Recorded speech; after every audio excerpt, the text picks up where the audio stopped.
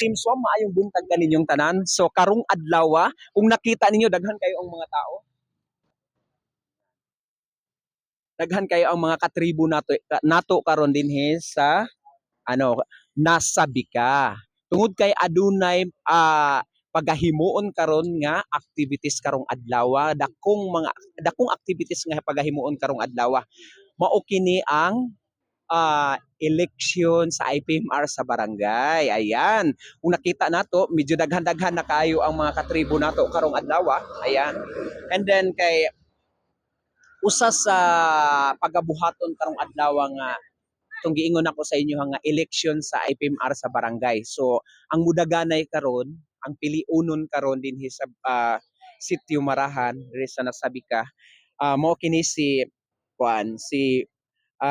Tio Maximo Tutut Baybayan, and then si Tio Leonardo Imbangan, and si Tio Kusmi Mungkal. Ay karan sila karon ang ang mga candidates karon nga ang pagapilion karon.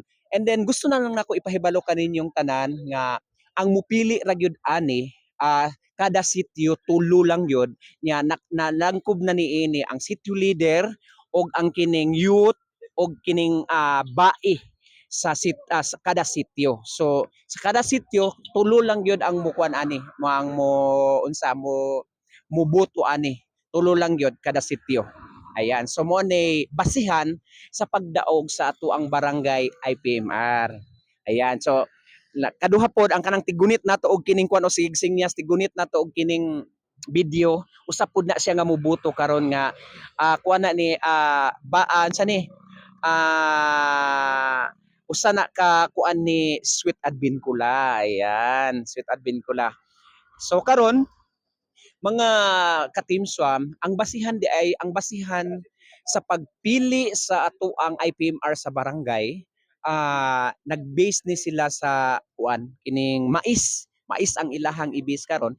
Nagpili kung pila ka buok ang kining pila ka buok ang kining unsa ni ang candidates, mao pod ang kining ang botilya nga ibutang sa atubangan. Bali tulo man ang candidates karon, sumala sa ako ang istorya sa inyo nga ang mudagan karon sa pag-IPMR election sa barangay mao kini si Tio Maximo Tutut Baybayan, Leonardo Imbangan, and Kusmi Mungkal.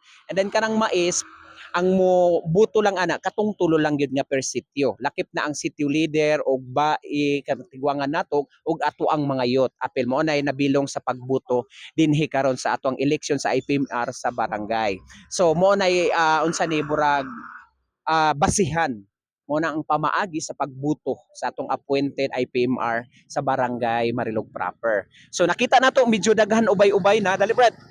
Ubay-ubay na nga ready na pud ni sila nga ready na nga mo buto karong adlaw. Ipaabot na lang nato ang ato ang halandong punong barangay Jeanette Inday Swam. Ayan. So medyo ubay-ubay na sila, daghan-daghan na. Ayan. Medyo puno-puno na, ubay-ubay na pod ang ato ang mga katribo diri. Ayan. So karon bubalik taon niya mga ka-Team Swam kung unsa nay resulta sa ato ang sa ilang pagbuto dinhi sa barangay sa Sitio Marahan sa Nasabika. Ubalik taon niya kung unsa ug kinsa ang manaig sa pagpili sa IPMR sa barangay. Ayan. Ayan, thank you so much. Back to you. Bye-bye.